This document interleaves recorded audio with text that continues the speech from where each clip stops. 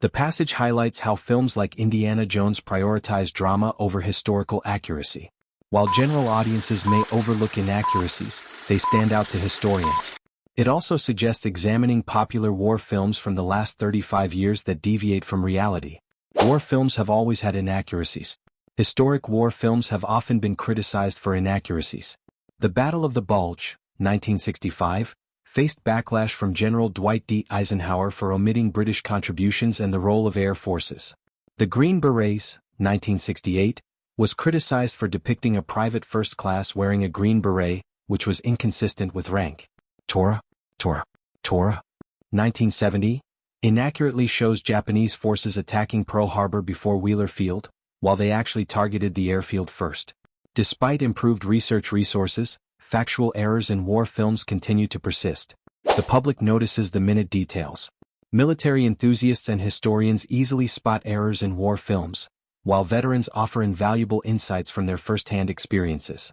They can identify inaccuracies in details like food, music, and equipment, as well as assess whether the film accurately portrays the stress of combat.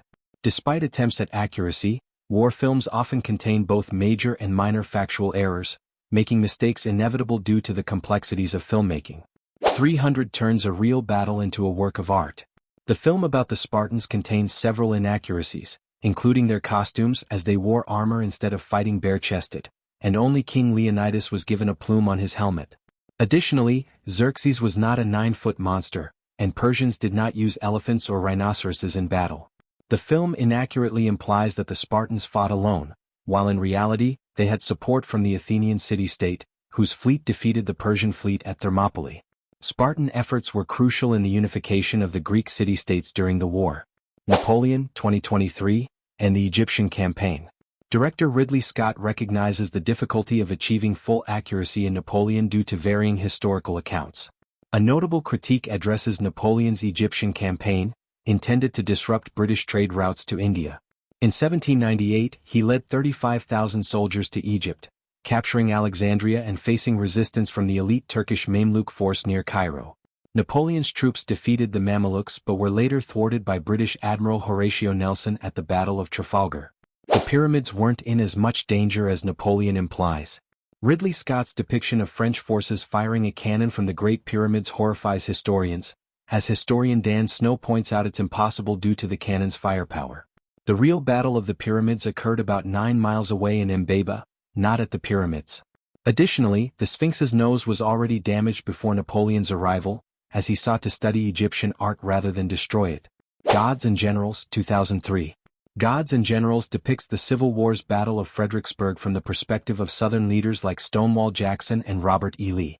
While praised for its portrayal of the battle, the film primarily sets up its sequel, Gettysburg, as a response to the defeat at Fredericksburg. However, it notably omits the significant Battle of Antietam, which led to Lincoln issuing the Emancipation Proclamation, marking a major oversight. The 54th leads the second assault of Fort Wagner, July 18, 1863. The 54th earned their chance to fight. Their mission assigned them the lead position on the second attack on Fort Wagner. The fort had already been fired upon, but that first attack didn't substantially damage the fort. The 54th finally had their chance to prove itself in greater battle, having only experienced their first combat 2 days before. Glory is widely praised for accurately depicting the battle, one the 54th knew would result in heavy losses given the exposed terrain and the fort's defenses. From the weapons to the timing to the terrain the regiment had to traverse, the Fort Wagner attack left heavy losses in both the fictional and the factual 54th Massachusetts Regiment.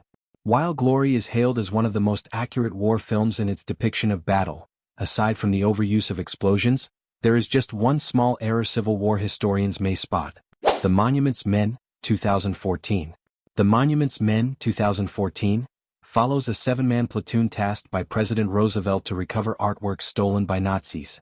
Comprised of academics and art experts, they shift from fine arts to military life, racing against time after Hitler's Nero decree mandates the destruction of art. They undertake perilous missions, risking lives while aiming to preserve cultural treasures from Nazi destruction, highlighting the real-life drama behind the story. Everyone, even the best researchers, make mistakes. A good war film immerses viewers in the soldiers' experiences, but glaring errors can disrupt this connection. Filmmakers strive for historical accuracy, Yet complexities in military action can lead to mistakes.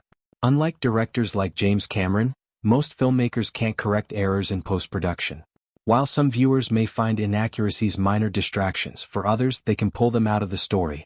Filmmakers aim to minimize such disruptions to keep audiences engaged.